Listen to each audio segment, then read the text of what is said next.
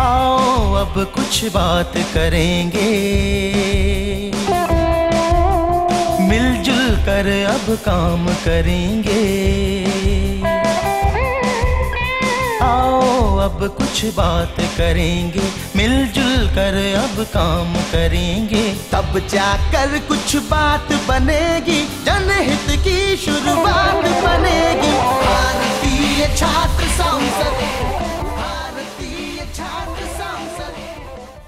Honorable Lalkrishna Advani ji, all dignitaries on the dais, the session is focused on national security. I believe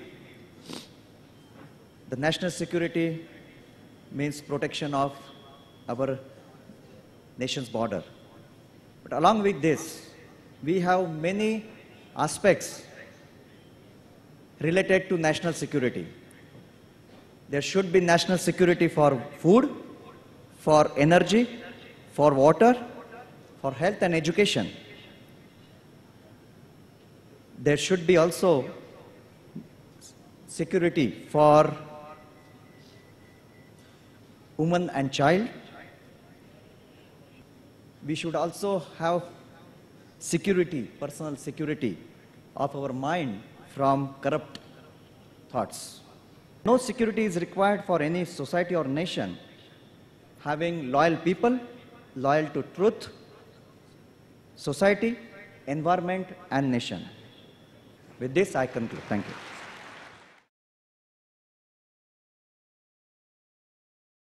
सर्वांना उद्धार नमस्कार.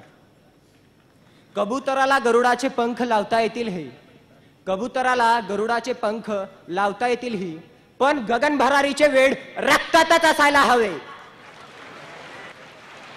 एखाद्या आदिवासी भागातील, नक्षलग्रस्त भागातील किंवा जिथे विकास झालेला नाही, जो शोषित भाग आहे, अशा भागातील एखादा तरुण असेल जो बेरोजगारीने गांजलेला आहे, जो दहशतीने ग्रासलेला आहे आणि त्या युवकाच्या दोन्ही कानसुलांवरती बंदुकीच्या नळा ताणलेल्या आहेत आणि त्याच्या हातात मी दगड देऊन सांगितला, हा दगड घे आणि पुढच्याच्या घरावर भिरकाव, तो नक्कीच भिरकावेल. आणि असंच काहीतरी या नक्षलवाद्यांच्या, माओवाद्यांच्या बाबतीत घडत असेल. तुम्हाला माहिती आहे का त्यांच्या मागची पार्श्वभूमी? याच्या मागची पार्श्वभूमी महत्त्वाची आहे आणि हे थांबवण्यासाठी आपल्याला फक्त या पुण्या मुंबईत राहून विचारांचे मनोरे बांधून चालणार नाही, तर त्यासाठी आपल्याला उच्च दराची पावले उचलावी लागतील. जाता जाता फक्त दोनच शब्द सांगतो. दौलत न अता करना मौला, दौलत न अता करना मौला, शोहरत न अता करना मौला. बस इतना अता करना चाहे कि, बस इतना अता करना चाहे कि शम्मे वतन पे जब कुर्बान पतंगा हो, होठों पे गंगा हो, हाथों में तिरंगा हो. जय हिंद, जय Bharat. The topic given to me is national security. What is security? Is it the bank balance that we have in our bank accounts, or is it a house? No, friends. Security is that we live peacefully and with harmony in our own motherland. Today, whenever we go out for our work, we are not sure whether we will be safe back to our place. हम भगवान से यही कहते हैं, हे भगवान, आज घर सही सलामत पहुंचा देना.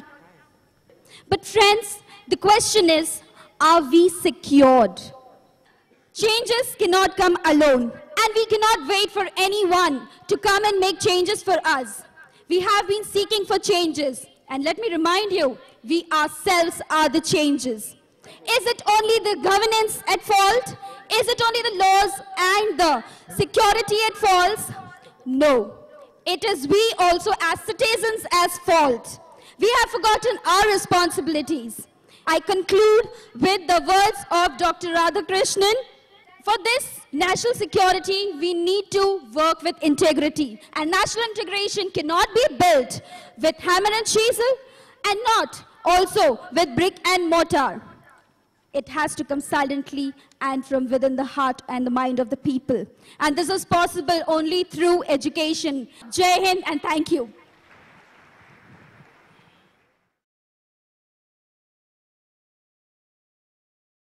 मुझे स्मरण आता है कि जब पुणे MIT ने स्कूल ऑफ गवर्नमेंट बनाया था, तब भी मैंने उन्हें कहा था कि यह जो इनोवेटिव कल्पना है, इसके लिए आपको बहुत बहुत बधाई। और आज देश भर से आए हुए इन छात्रों को संबोधित करते हुए मैं कहता हूं कि भारतीय छात्र संसद की कल्पना भी एक इनोवेटिव कल्पना है, जिसके लिए MIT को बहुत बहुत बधाई। छात्र छात्राओं, मुझे बहुत खुशी है आज यहाँ पर आने पर।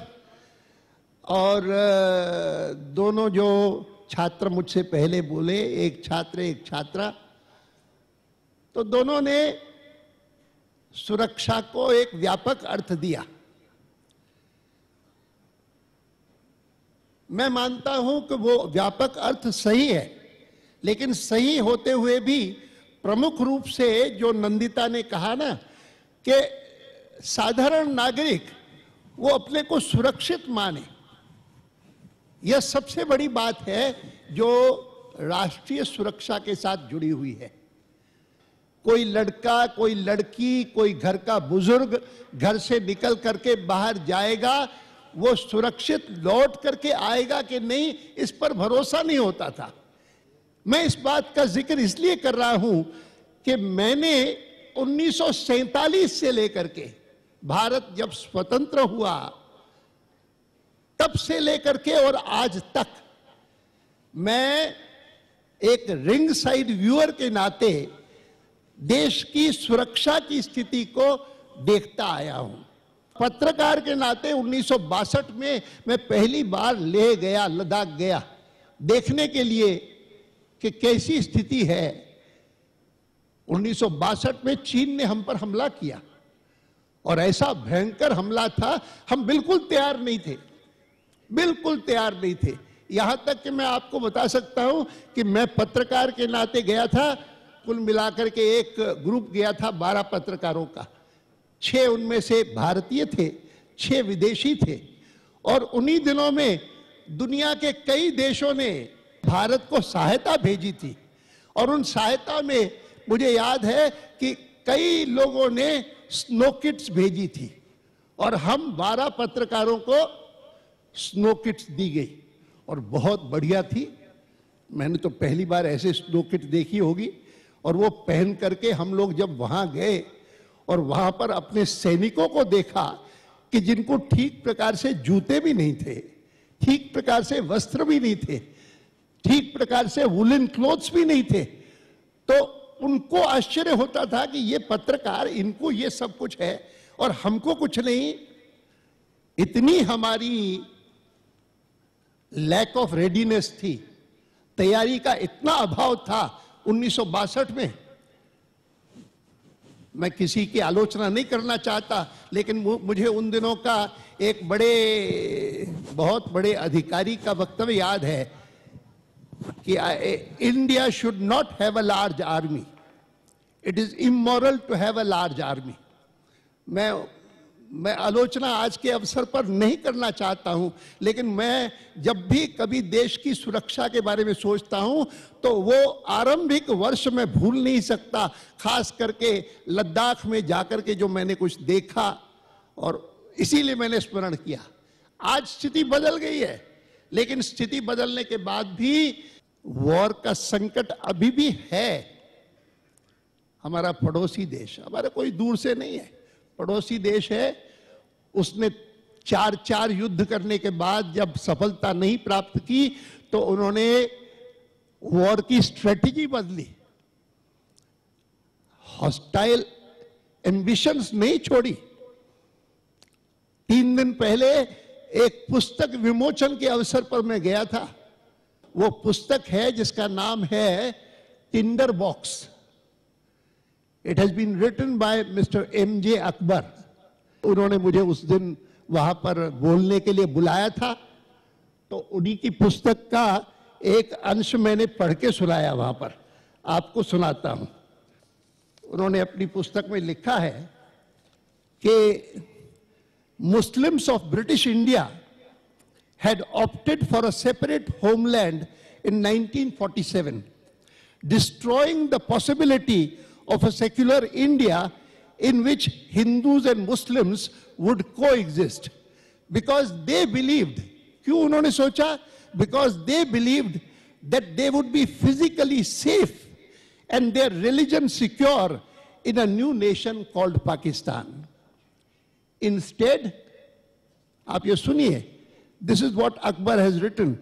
Instead, within 6 decades, Pakistan had become one of the most violent nations on earth. इसीलिए उसको टिंडर बॉक्स कहा है, caption. Pakistan had become one of the most violent nations on earth, not because Hindus were killing Muslims, but because Muslims were killing Muslims. मैं मानता हूं कि खतरे हमारे पास बहुत है, आज भी है, संकट है हमारे को. आतंकवाद का संकट है, माओवाद का संकट है. और इसीलिए जब मैंने अभी देखा कौन सा प्रस्ताव यहां पर पारित होने वाला है, तो वो प्रस्ताव का प्रारूप मैंने देखा और मैंने देखा कि यह संकल्प किया जाएगा कि माओवाद का मुकाबला करने के लिए, आतंकवाद का मुकाबला करने के लिए जो भी प्रशिक्षण जरूरी होगा, उस प्रशिक्षण के लिए केंद्रीय सरकार की सहायता से हम इंस्टीट्यूशंस खोलेंगे. ये उसका भाव है. और इसीलिए मैं फिर से वही बात कहता हूं जो बात मैंने तब कही थी जब MIT स्कूल ऑफ गवर्नेंस बना. और मैं अपनी पार्टी में तो कहा करता हूं कि हर क्षेत्र में प्रशिक्षण बहुत जरूरी है. एक प्रमुख कारण हमारी कमी का यह है कि प्रशिक्षण नहीं होता. एक हास्यरस कवि ने व्यंग करते हुए, मजाक करते हुए राजनेताओं का, उन्होंने कहा, और उसकी मैं कुछ पंक्तियां आपको सुनाऊंगा. उन्होंने कहा कि नए मंत्री ने ड्राइवर से कहा, कार आज मैं चलाऊंगा. नए मंत्री ने ड्राइवर से कहा, कार आज मैं चलाऊंगा. ड्राइवर ने कहा, हुजूर मैं उतर जाऊंगा. नए मंत्री ने जब ड्राइवर से कहा, कार आज मैं चलाऊंगा, ड्राइवर ने कहा, हुजूर मैं उतर जाऊंगा. यह कार है, सरकार नहीं जो भगवान के भरोसे चल जाएगी.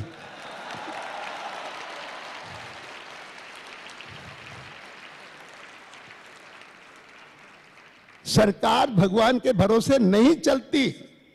इस बात को समझाने के लिए MIT ने यह स्कूल ऑफ गवर्नमेंट बनाया और इसी बात को आगे बढ़ाने के लिए यह भारतीय छात्र संसद की कल्पना की. बचपन से लेकर के मन में जो यह साध रही है कि भारत दुनिया के देशों की पहली पंक्ति में खड़ा हो. और 20वीं शताब्दी में तो हम नहीं आ सके, गिनती नहीं होती थी हमारी. अचानक पिछले 20 सालों में कुछ परिवर्तन हुआ है, लेकिन जो परिवर्तन हुआ है वो भी पर्याप्त नहीं है. परिवर्तन होने के बावजूद भी मन में ये बात साफ होनी चाहिए, 21वीं शताब्दी को हम भारत की शताब्दी बना करके दिखाएंगे. और यह संकल्प, यह जो छात्र संसद है वह करेगा तो निश्चित रूप से साकार होगा, कोई इसमें संदेह नहीं है. और इस कारण मैं आज के इस अवसर पर मन की इस साध को फिर से प्रकट करते हुए आपको बहुत बहुत बधाई देता हूं. MIT को बधाई देता हूं, उनके सब संयोजकों को बधाई देता हूं. और इस सभागार में आए हुए जितने लोग हैं, आपके समर्थक हैं. हिंदुस्तान में पोटेंशियल इतना है कि कोई उसकी सीमा नहीं. हमारा स्वदेश तो आधुनिक से आधुनिक जो भी टेक्नोलॉजी होगी उसका उपयोग करके, और इसीलिए मुझे किसी ने आज यहाँ पर बताया कि हम कल्पना कर रहे हैं कि आईटी के माध्यम से गांव तक में हम शिक्षा का प्रसार करें। मैंने कहा कि आपका बहुत बहुत अभिनंदन, जरूर करिए, और मेरी शुभकामनाएं, मेरी बधाई आपके साथ है। और मैं विश्वास करता हूं कि इस भारतीय छात्र संसद के द्वारा बहुत अच्छे निर्णय होंगे और बहुत अच्छे संकल्प होंगे, और उनके माध्यम से जो स्वप्न हमने बचपन से देखा है उस स्वप्न को साकार किया जाएगा। बहुत धन्यवाद।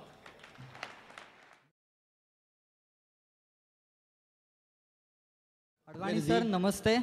My question is, if Naxalism is so widespread in India, why has it not been declared a national emergency the way it had been declared in 1974?